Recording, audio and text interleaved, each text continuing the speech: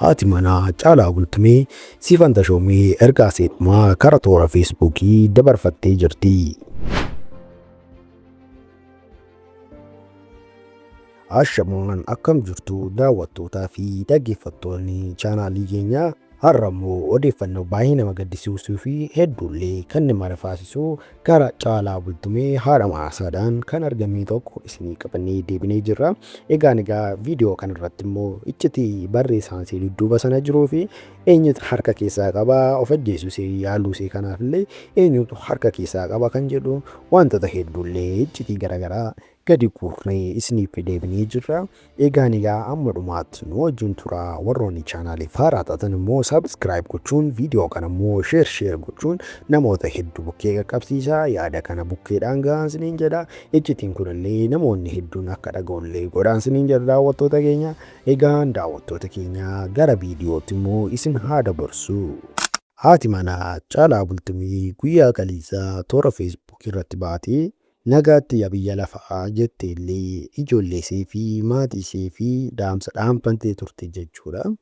Egaa dhaamsa sanarratti illee waa'ee mucaa ishee fi namoota hedduullee caqastee abbaa manaa ishee dabalatee nagaatti yaa biyya lafaa jettee jirti jechuudha. Egaa dudduuba isaa maaltu jira? Maaliif akkas jechuu barbaachise? Kan jedhunillee wantoota hedduu jira jechuudha iccitiin dudduuba sana. Iccitii sanallee kana keessatti illee isinitti himna jechuudha daawwattoota keenya. Egaa guyyaa kaleessaa akkasiin toora Feesbuukii irratti barreessite. Ijoollee koo dhiifama naaf godhaa. Guyyichi akkas gabaabbata hin seene anuu. Bakka nan dadhabee hin dandeenye. Hin darba se'een obsaa ture. Garuu wanti darbu hin jiru. Bifa jijjiirratee dhufa malee kiyya darbaa hin jiru. Dhiifama meelbaa koo akkati jabaataa nan beekaa. Waaqayyo warra hamaatti dabarsee aksin hin kennine abdiin qabaa. Isan sitti hime tokkoyyuu akka hin daganne adaraa nama tokkoyyuu hin amanine. Obboleessa kee harka hin gadhiisin. Dhiifama isaa har'a kana obsuun dadhabee.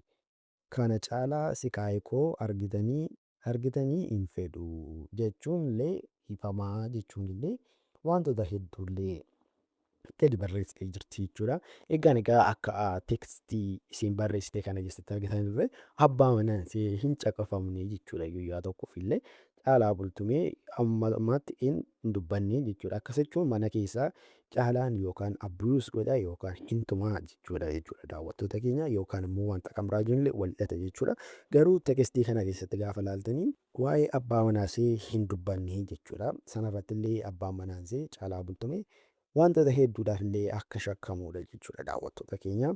Egaa akka kanarratti argitanii yaada isiin toora Feesbuukii irratti gadi barreessite kuni yaada namni gaafa biyya lafaarra kanarraa sokkuudhaaf jedhu barreessuudha jechuudha. Akkuma beekamu dheengadda kanas illee boonii irratti illee wanti kun mul'atee ture jechuudha. Egaa akka boontuun irrattis illee yeroo isiin dubbatte keessatti abbaa manaa ishee hin dubbanne jechuudha. Garuu abbaa manaa ishee sababii michii irratti godhee fi illee isheen illee baay'ee kan aartee turteedha jechuudha.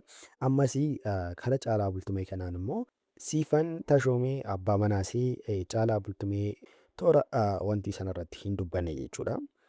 Egaa kanarratti kan hundaa'e immoo yookaan abbaan manaa ishee hin tumaa yookaan immoo irratti nama kan biraa wajjin jira kan jedhullee kanarratti illee wanti kan biraa illee jiraachuu danda'a jechuudha. Egaa ammaaf infoormeeshinii kanuma qabna jechuudha daawwattoota keenya. Egaa ammaaf immoo isheen lubbuun ishee hin darbin jira qaqqabanii jiru. Egaa daawwattoota keenya odeeffannoo kan biraan immoo daballee baay'isnee illee kan deemnee isinii dhufnu ta'a. Egaa amma xumura qophii keenyaatti immoo waan daawwattaniif galatoomaa isiniin jecha viidiyoo kan biraan jiru immoo amma walitti dhufnutti immoo gama kiyyaan nagaatti.